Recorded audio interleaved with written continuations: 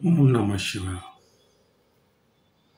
ମୁଁ ଜ୍ୟୋତିର୍ବିଦ ଓ ଲେଖକ ପ୍ରଫେସର ରୁଦ୍ରପ୍ରସନ୍ନ ମହାପାତ୍ର ଭୁବନେଶ୍ୱର ଓଡ଼ିଶାରୁ କହୁଛି। ସାଧାରଣତଃ ମୁଁ ମୋ ଚ୍ୟାନେଲରେ ଏସବୁ ଯେଉଁ ଚଳନ୍ତା ବିଷୟ ଡିସ୍କସନ୍ କରେ ନା, ବେସିକାଲି ଥିଓରି ବିଷୟରେ କୁହେ।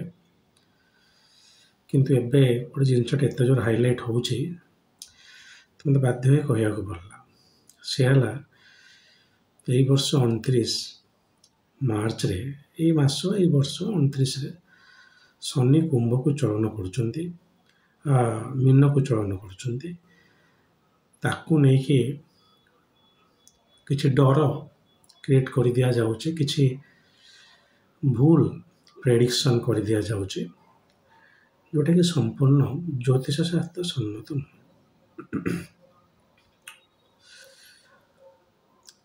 ଏବଂ ଆକୁ ନେଇକି ଅଚ୍ୟୁତଙ୍କର ମାଳିକା ସହିତ ବି ଆସିଗଲାଣି ତାର କ'ଣ ଲେଖା ହେଇଛି ସେଥିରେ। ଷ୍ଟେପ୍ ବାଇ ଷ୍ଟେପ୍ ମୁଁ ଆପଣଙ୍କୁ ବୁଝେଇ କହି ରଖୁଛି। ଶନି ହୁଅନ୍ତୁ, ବୃହସ୍ପତି ହୁଅନ୍ତୁ, ମଙ୍ଗଳ ହୁଅନ୍ତୁ, ରାହୁ କେତୁ ଯେକୌଣସି ପ୍ରକାର ଗ୍ରହ ହୁଅନ୍ତୁ, ସେମାନେ କେଉଁ ରାଶିରେ ଗୋଚର କରୁଛନ୍ତି ଏବଂ ତାକୁ ନେଇକି ଗୋଟେ ସାଧାରଣ ମଣିଷର ଜୀବନ ଉପରେ କ'ଣ ଇମ୍ପାକ୍ଟ ରହିବ, କିଛି ନାହିଁ।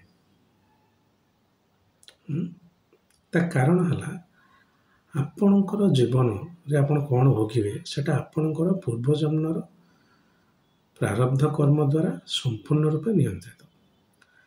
ଆପଣ ଯେଉଁ କର୍ମଫଳ ଭୋଗିବେ ମୁଁ ଭୋଗିବି ନାହିଁ, କିମ୍ବା ମୁଁ ଯେଉଁଟା ଭୋଗିବି ଆପଣ ଭୋଗିବେ ନାହିଁ। ଏଥିରେ ଶନି ଆସିଲା କେଉଁଠୁ? ତ ଶନି ବୃହସ୍ପତି ଆପଣଙ୍କ ଜନ୍ମ ସମୟରେ ଜାତକରେ ଯେଉଁ ପୋଜିସନ୍ ଥିଲା ସେଇଟା ଆପଣଙ୍କର ପ୍ରାରବ୍ଧ କର୍ମ ପଢ଼ିବା ପାଇଁ କେବଳ ଗୋଟେ ମାଧ୍ୟମ। ତାଙ୍କୁ ସେମିତି ବଦନାମ କରନ୍ତୁ ନାହିଁ, ଗଲା। କିନ୍ତୁ ସମ୍ହିତା ଜ୍ୟୋତିଷ ଶାସ୍ତ୍ର ଅନୁସାରେ ଗ୍ରହମାନଙ୍କର ଚଳନ ଦେଖିକି କିଛି ଗୋଟେ ଜିନିଷ ଭଲ ମନ୍ଦ ହେବ କି ନାହିଁ ଗୋଟେ ଇଣ୍ଡିକେଟ୍ କରିହୁଏ। ଯେଉଁ ଶ୍ଲୋକଟା କି ଆଜି ପର୍ଯ୍ୟନ୍ତ ବି ମଡ଼ର୍ଣ୍ଣ ଆଷ୍ଟ୍ରୋଲୋଜି ମ୍ୟାଗାଜିନ୍ରେ ବାହାରେ, ଫଳାଣି ଗ୍ରହଚାରେଣ ସୂଚୟନ୍ତି ମଣିଷିଣ। ଗ୍ରହମାନଙ୍କର ଚଳନ ଦେଖିକି ମୁନି ଋଷିମାନେ ସୂଚନା ଦିଅନ୍ତି। କୋ ବକ୍ତା ତାରତମ୍ୟସ୍ୟ ତମିକଂ ବେଦ ସଂବିନା। କ'ଣ ଏକ୍ଜାକ୍ଟଲି ହେବ ତାକୁ ଭଗବାନଙ୍କୁ ଛାଡ଼ି କେହି କହିପାରିବେ ନାହିଁ। କିନ୍ତୁ ଶନି ଏଇଠିକି ଗଲେ, ଧୂମକେତୁ ଗୋଟେ ଆକାଶରେ ଦେଖାଦେଲେ, ଏସବୁ ଜିନିଷକୁ ନେଇକି କେବଳ ଆମର ଅଚ୍ୟୁତାନନ୍ଦ ନୁହେଁ କିମ୍ବା କୌଣସି ବହୁତ ବଡ଼ ଆଷ୍ଟ୍ରୋଲୋଜର ନୁହେଁ, ନଷ୍ଟ୍ରାଡମସ୍ ମଧ୍ୟ ଫ୍ରାନ୍ସର କହି ରଖିଛନ୍ତି। ନଷ୍ଟ୍ରାଡମସ୍କୁ ଆପଣ ଜାଣିଛନ୍ତି, ତାଙ୍କୁ ନ ଜାଣିବା ସତ୍ତ୍ୱେ ବି ମେକ୍ସିକୋ ହେଲା, ପୃଥିବୀ ବର୍ଷର ବିଭିନ୍ନ ପ୍ରାନ୍ତରେ ବିଭିନ୍ନ ଏମିତି ଭବିଷ୍ୟବକ୍ତା ଥିଲେ ଯେଉଁମାନେ କି ଗ୍ରହମାନଙ୍କର ଚଳନ ଦେଇ କହିଦେଇଛନ୍ତି ଶନି ଏଠିକି ଚାଲିଲା ଯୁଦ୍ଧ ହେଇପାରେ, ବୃହସ୍ପତି ଏଠିକି ଆସିଲା ଇଏ ହେଇପାରେ। ଖାଲି ଶନିକି ବିଲକୁଲ ବ୍ଲେମ୍ କରନ୍ତୁନି, ଗୋଟେ ଟୋଟାଲ ଉପରେ। ବଟ୍ ସେଇଟା ଗୋଟେ ବହୁତ ଇଣ୍ଡିକେଟିଭ, ଯେଉଁଟାକି ଆମ ଶାସ୍ତ୍ରରେ ଲେଖା ହେଲା ସୂଚୟନ୍ତି ମଣିଷିଣ।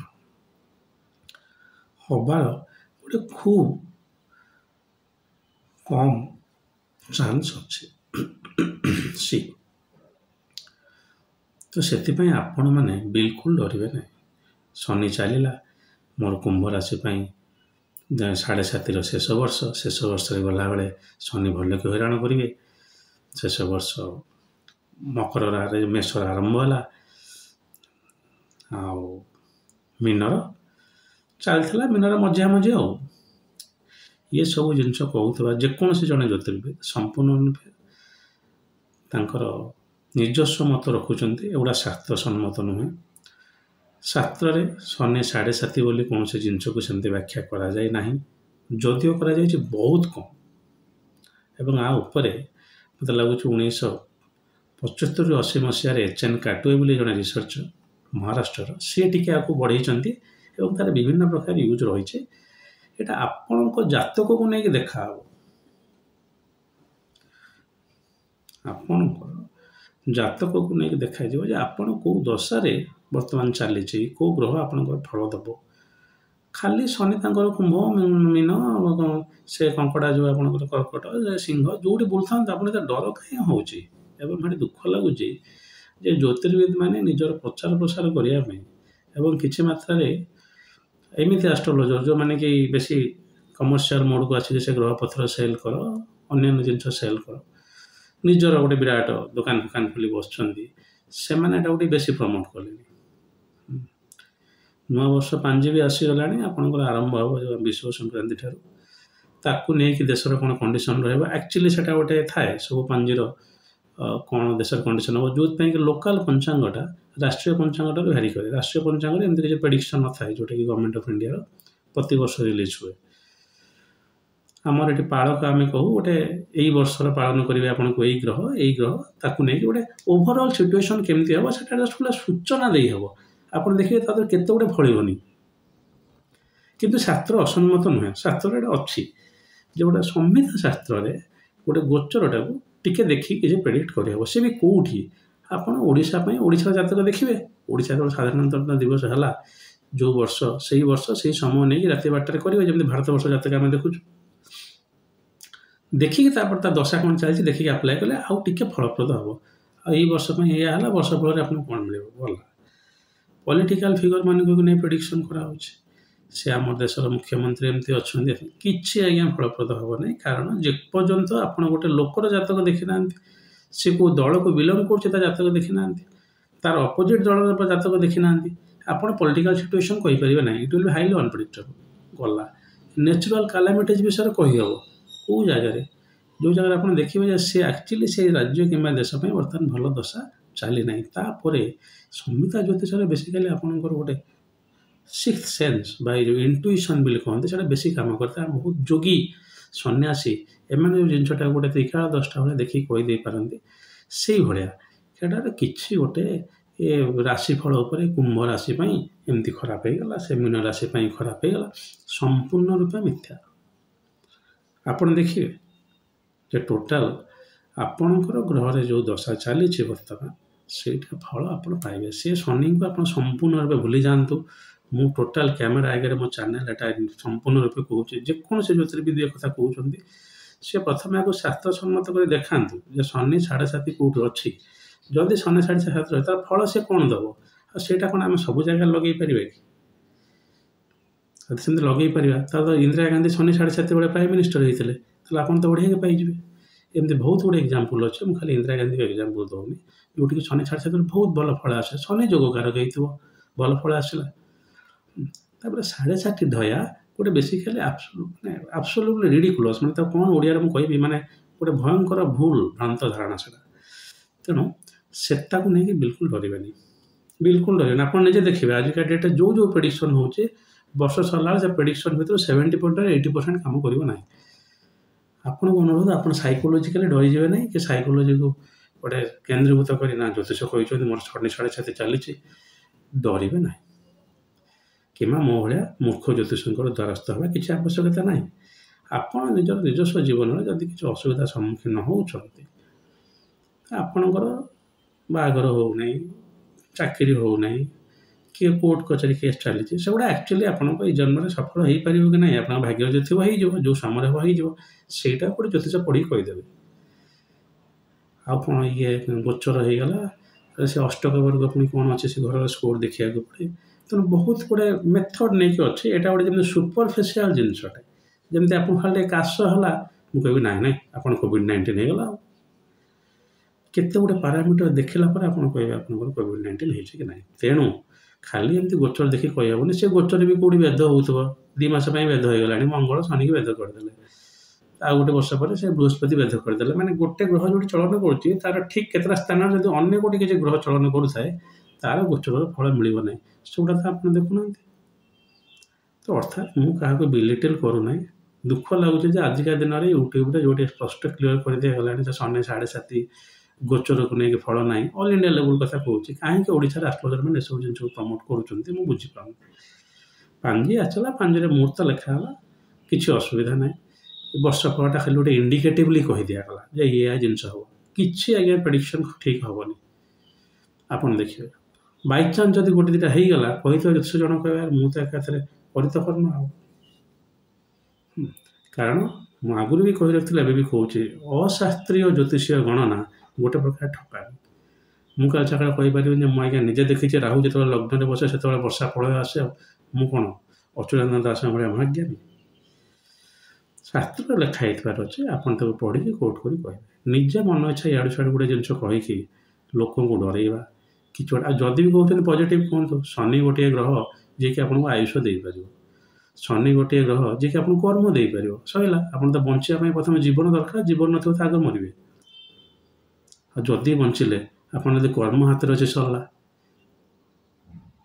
ତ ବଞ୍ଚିବା କର୍ମର କାରକ ହେଲା ଶନି। ସେଇଥିଲାଗି ସୂର୍ଯ୍ୟଙ୍କ ତଳକୁ ତାଙ୍କୁ ପୁତ୍ର ବୋଲି କୁହାଯାଏ, ଯେ ଶନିଙ୍କୁ ବହୁତ ମାନନ୍ତି, କାହିଁକିନା ଆୟୁଷଟା ସେ ଦେବେ। ଆଉ ଆପଣ ତ ବଞ୍ଚିବେନି 20 ବର୍ଷ, ଭାଗ୍ୟ କଥା ଛାଡ଼ନ୍ତୁ। ତେବେ ଆଶା କରୁଛି ଆପଣ ବୁଝିପାରିଥିବେ, ସେ ମୀନସ୍ଥ ଶନି ମେଷସ୍ଥ ଶନି ହେଇକି ରାଶିଫାଶିକୁ ନେଇ କିଛି ଡରିବା ଦରକାର ନାହିଁ। ଆପଣ ନିଜେ ଦେଖିବେ ଯେ ଆପଣ ଏଇସବୁ ମୀନସ୍ଥ ଶନିରେ କିଏ ବଢ଼ିଆ ଜାଗାକୁ ଉଠିଗଲାଣି ତ କିଏ ଖସିଯିବ, ତା ନିଜ ନିଜ ଜାତକ ଦଶା ଉପରେ ଡିପେଣ୍ଡ କରେ। ଏଥିରେ ଗୋଚରର କୌଣସି ପ୍ରକାର ଫଳ ଆପଣଙ୍କୁ ମିଳିବ ନାହିଁ। ଏଇଟା ଗୋଟେ ପ୍ରକାର ପ୍ରମୋସନ୍। ମୁଁ ଜାଣିଛି ରାଶିଫଳ କହିବା, ଶନିଙ୍କର ଏଇ ଚଳନ ହେଲା ଏତେ ଲୋକ ହେଇଯିବେ କୋଟିପତି, ଏଇଟା ଗୋଟେ ପ୍ରକାର ପ୍ରମୋସନ୍। ତେଣୁ ଏଥିରେ କୌଣସି ପ୍ରକାର ସତ୍ୟାସତ୍ୟତା ନାହିଁ। ଯଦି ଅଛି, ଯେମିତି ମୁଁ କହିଲି, ଫଳାନି ଗ୍ରହ ଚାରଣ ସୂଚନ୍ତି ମଣିଷ, ଗୋଟେ ଭାରତକୁ ନେଇକି, ଗୋଟେ ପୃଥିବୀକୁ ନେଇକି ଯଦି ଗୋଟେ ପ୍ରେଡିକ୍ସନ୍ କରୁଛନ୍ତି, ତାର ସତ୍ୟାସତ୍ୟ ହାଇଲି ଇଣ୍ଡିକେଟିଭ୍, ମାନେ ସୂଚନାତ୍ମକ ଖାଲି। କିନ୍ତୁ ଗୋଟେ ନିଜ ଜାତକ ଦେଖିକି, ଆପଣଙ୍କ ଜାତକ ଦେଖିଲା ପରେ କ'ଣ ଜ୍ୟୋତିଷ କହିପାରିବେ ନାଇଁ ଆପଣଙ୍କର ଏଇ ଦଶା ସମୟରେ ହେବାର ଚାନ୍ସେସ୍ 90% ଅଛି। ଏଠି 1%, ସେଠି 90%। ତେଣୁ ବିନା ଜାତକ ଦେଖେଇବାରେ ନିଜ ଆପଣଙ୍କର ଗ୍ରହ ଦଶା ନ ଜାଣିକି, ଆପଣଙ୍କର ନିଜସ୍ୱ କ'ଣ କର୍ମଫଳ ଅଛି ତାକୁ ନ ଜାଣିକି, ଇଏ ଶନି ଚାଲିଲା, ବୃହସ୍ପତି ହେଇଗଲା, ଇଏ ସବୁ ଫଡ଼ଙ୍ଗ। ମୁଁ କହୁନି, ଆପଣ ବହୁତ ଲୋକ ୟୁଟ୍ୟୁବରେ କହୁଛନ୍ତି, ଆପଣ ଯେକୌଣସି ଗୋଟେ ବେସିକ୍ ଆଷ୍ଟ୍ରୋଲୋଜି ବହି ଉଠେଇକି ବି ଦେଖିଦେଲେ ଦେଖିପାରିବେ ଯେ ଗୋଚର ପର କଥା। ଗ୍ରହ ଏବେ ଯେଉଁ ଚାଳନା କଲା ରାଶି ଥାର, ସେ ପର କଥା। ଆଗ ହେଲା ଆପଣଙ୍କର କ'ଣ ଦଶା ଚାଲିଛି, ମହାଦଶା କ'ଣ, ଅନ୍ତର୍ଦଶା କ'ଣ, ପ୍ରତ୍ୟନ୍ତର ଦଶା କ'ଣ, ତାପରେ ଗୋଚର। ସୂକ୍ଷ୍ମ ଦଶା ପ୍ରାଣଦଶା ଯଦି ଆପଣ ଯିବେ, ଆପଣ ସେଇଠୁ କହିଦେବେ, ଗୋଚର ଦେଖିବା ଦରକାର ବି ନାହିଁ। ଯଦି ବି ଗୋଚର ଦେଖୁଛନ୍ତି, ଆଗ ଅଷ୍ଟକ ବର୍ଗ ଦେଖିବାକୁ ପଡ଼ିବ, କେଉଁ ଘର ଭଲ ଅଛି। ତାହେଲେ ସବୁ ଜିନିଷ ହେଲା ପରେ ଯଦି ଗୋଚର ବେଦ ହେଇଯାଉଥିବ, ସରିଲା। ଆଚ୍ଛା, ସେ ପୁଣି ବେଦ ହେଇକି ପୁଣି ଆପଣ କହିଲେ ବେଦ ହେଇଗଲା, ଦେଖିଲା ବିପରୀତ ବେଦ ହେଇକି ଆକ୍ଚୁଆଲି ସେଟା ବି କ୍ୟାନସଲ୍ ହେଇଯାଉଥିବ। ସୋ ଏଇ ହେଲା ଟିକେ ଟିକେ ଟେକ୍ନିକାଲିଟିଜ୍ ଅଛି। ବିଶେଷତଃ ମୋ ଅନୁରୋଧ ହେଲା ଏସବୁ ଜିନିଷ ଛାଡ଼ନ୍ତୁ, ଏସବୁ ଭାରି ସହଜିଆ ଜିନିଷ। ଏଇ ରାଶିରେ ପଞ୍ଚମ ବୃହସ୍ପତି ହେଇଗଲେ ଭଲ। ଯେକୌଣସି ଗ୍ରହ ଯେଉଁ ଜାଗାକୁ ଦୃଷ୍ଟି ଦିଅନ୍ତି ସେଟା ଭଲ। ଶନି ତୃତୀୟରେ ଭଲ, ଶନି ଦଶମରେ ଭଲ, ମଙ୍ଗଳ ଚତୁର୍ଥରେ ଭଲ। ଆରେ ଇଏ କ'ଣ, ବୃହସ୍ପତି ପଞ୍ଚମରେ ଭଲ, ତାଙ୍କ ସ୍ପେଶାଲ ଆସ୍ପେକ୍ଟ ଯେଉଁଗୁଡ଼ା। ତେଣୁ କୌଣସି ପ୍ରକାର ଗୋଚର କାମ କରିବ ନାହିଁ ଯେପର୍ଯ୍ୟନ୍ତ ଆପଣଙ୍କର ଦଶା ଆସିନାହିଁ। ଆପଣମାନଙ୍କୁ ବିନୀତ ଅନୁରୋଧ, ଏଇ ଭିଡ଼ିଓଟିକୁ ସେୟାର କରନ୍ତୁ। ଏବଂ ମୁଁ ଓପନିଆରେ ବି କହି ରଖୁଛି, ଇଏ ସବୁ ଆଜ୍ଞା ମିଛ, କିଛି ଏହାର କନସିକ୍ୱେନ୍ସେସ୍ ନାହିଁ। ପାଞ୍ଜି ଆସିଲା ବର୍ଷ ପରେ ଆପଣ କହିଲେ ମୁଁ କିଛି ମାତ୍ରାରେ ମାନିଲେ, ଯେଉଁଟାକି ଗୋଟେ ମଣ୍ଡିଆନ୍ ଲେଭେଲ୍ ବା ଦେଶ କିମ୍ବା ରାଜ୍ୟ ପାଇଁ କହିବ। ଗୋଟେ ନାଟାଲ୍ ହରୋସ୍କୋପ୍ ବା ପର୍ସନାଲ୍ ଲୋକର ଜାତକରେ ଆଜ୍ଞା ମୋର କୁମ୍ଭ ରାଶି ପଳେଇ ଆସିଲେଣି ଶନି, ମୋର ଶେଷ 7.5ରେ ହଇରାଣ କରିଦେବେ, କିଛି ଆଜ୍ଞା ହେବନି, ବିଲକୁଲ ବ୍ୟସ୍ତ ହୁଅନ୍ତୁନି। ଆପଣଙ୍କର କୁମ୍ଭ ରାଶି ହେଲା କ'ଣ ହେଲା, ଯଦି ଲଗ୍ନ ହେଇଥିବ ସିଂହ, ସେଇ ଅନୁସାରେ ଆପଣ ଦେଖିବେ ଯେ କ'ଣ ଆପଣଙ୍କର ଅସୁବିଧା ହେବ। ମାନେ ସେମିତି ବି ଲଗ୍ନ ଦେଖିଲେ ସେ ଅଷ୍ଟମରେ ଆସୁଛନ୍ତି ଆପଣଙ୍କର ଶନି, କିନ୍ତୁ ବ୍ୟସ୍ତ ହୁଅନ୍ତୁନି। କୋଟି କୋଟି ଲୋକଙ୍କର ସେଇ ଲଗ୍ନ ଅଛି, କ'ଣ ଦଶା ଚାଲିଛି, କ'ଣ ଫଳ ଆପଣ ଏକ୍ସପେକ୍ଟ କରୁଛନ୍ତି ଭଗବାନଙ୍କ ତରଫରୁ ଆପଣଙ୍କ କର୍ମର, ସେଇଟା ଦେଖିଲା ପରେ ହିଁ ଠିକ୍ ନିର୍ଣ୍ଣୟ ନେବା ଉଚିତ। ତେଣୁ ଇଏ ସବୁ ମୀନସ୍ଥ ଶନି। ଆଉ ଗୋଟେ ଶେଷର ପାଇଁ କହି ରଖୁଛି, ମାଳିକା ଗୋଟେ ଜ୍ୟୋତିଷୀୟ ଗ୍ରନ୍ଥ ନୁହେଁ, ଭବିଷ୍ୟବକ୍ତା। ହେଲେ ମୁଁ କହିବି ନଷ୍ଟ୍ରାଡାମସ୍ ଯାହା ଲେଖିଦେଇଛନ୍ତି ସେଟା ସତ। ମୁଁ ତାପରେ ଭିଡ଼ିଓ ବି ଆଗରୁ କରି ରଖିଛି, ଇଂଲିଶ, ହିନ୍ଦୀ ଆଉ ଓଡ଼ିଆରେ, ଆପଣ ଦେଖିପାରିବେ। ତେଣୁ ସେଗୁଡ଼ା ଗୋଟେ ଭବିଷ୍ୟବାଣୀ ଗ୍ରନ୍ଥ। ସେ ଦେଖିଲେ ତାଙ୍କୁ ଗୋଟେ ଇଣ୍ଟୁଇସନ୍ ହେଲା, ସେ କହିଦେଲେ। କିନ୍ତୁ ଯେଉଁଟା ଶାସ୍ତ୍ରରେ ଲେଖା ହେଇଛି ଯେ ଯେତେବେଳେ ଶୁକ୍ର ଆଉ ଚନ୍ଦ୍ର ପରସ୍ପର ନକ୍ଷତ୍ର ରହିବେ ସେତେବେଳେ ବୃଷ୍ଟି ହେବ, ଏଇଭଳିଆ କିଛି ସେଥିରେ କ୍ୟାଲକୁଲେସନ୍ ନାହିଁ। ସେ ଜଷ୍ଟ ଇଣ୍ଡିକେଟିଭ୍, କ'ଣ ତାର ଜ୍ୟୋତିଷ ବ୍ୟାକଗ୍ରାଉଣ୍ଡ ନଥିବ। ତେଣୁ ସତ ହେଇପାରେ, ଭବିଷ୍ୟବାଣୀ ସତ ହୁଏ, କିନ୍ତୁ ତାକୁ ଜ୍ୟୋତିଷକୁ ନେଇ ବ୍ୟାକ୍ କରନ୍ତୁ ନାହିଁ। ଏମିତି ଗୋଟେ ଗୋଟେ ଇଣ୍ଡିକେସନ୍ ନଷ୍ଟ୍ରାଡାମସ୍ ବି ଗୋଟେ ଗୋଟେ କଥା କହିଯାଇଥିଲେ, ଯେଉଁଟା ବି ସତ ହେଇନି। ତେଣୁ ଆକୁ ନେଇ ବିଶେଷ ବ୍ୟସ୍ତ ହୁଅନ୍ତୁ ନାହିଁ। ଯଦି ଆପଣଙ୍କର କିଛି ନିଜସ୍ୱ ମତାମତ ଅଛି ତାହେଲେ କମେଣ୍ଟ ସେକ୍ସନରେ ସେୟାର କରନ୍ତୁ। ଆଉ ମୁଁ ଆପଣଙ୍କୁ ଅନୁରୋଧ କରୁଛି ଯେ ଇଂଲିଶ ଆଉ ହିନ୍ଦୀ ଭିଡ଼ିଓ ବି ଦେଖନ୍ତୁ। ଆପଣ ତାକୁ ଜାଣିବା ଦ୍ୱାରା ଆପଣଙ୍କ ନିଜର ଜ୍ଞାନ ବର୍ଦ୍ଧନ ହେବ। ଆପଣ ଖାଲି ଗୋଟେ ଏସ୍କେପିଷ୍ଟ ହେଇକି ରହିଯିବେ ଯେ ମୁଁ ତ ଦିନ ଥିଲା ଓଡ଼ିଆରେ ଭିଡ଼ିଓ କରୁନଥିଲି, ହିନ୍ଦୀରେ କରୁନଥିଲି, ମୁଁ ତ ପୁଣି କରୁଛି। ତେଣୁ ଆପଣ ସେମିତି ଶିଖନ୍ତୁ, ଜାଣନ୍ତୁ। ହେଲେ ଆପଣ ମୋର ନୁହେଁ, ଆଉ ବହୁତ ଗୁଡ଼ିଏ ଲୋକଙ୍କର ଭିଡ଼ିଓ ଜାଣିପାରିବେ, ଦେଖିପାରିବେ। ଆପଣଙ୍କର ୱାର୍ଲଡ ଭ୍ୟୁ ବା ନିଜର ଦୃଷ୍ଟି କୋଣଟା ବହୁତ ବଢ଼ିବ। ହଉ, ଆଜି ପାଇଁ ଏତିକି। ଯଦି ମହାଦେବ ଚାହାନ୍ତି ଆଉ ଗୋଟେ ଭିଡ଼ିଓ ନେଇ ଖୁବ୍ ଶୀଘ୍ର ଆପଣଙ୍କ ପାଖରେ ଉପସ୍ଥିତ ହେବି। ଆଜି ପାଇଁ ଆଜ୍ଞା ଦିଅନ୍ତୁ। ଓମ୍ ନମଃ ଶିବାୟ।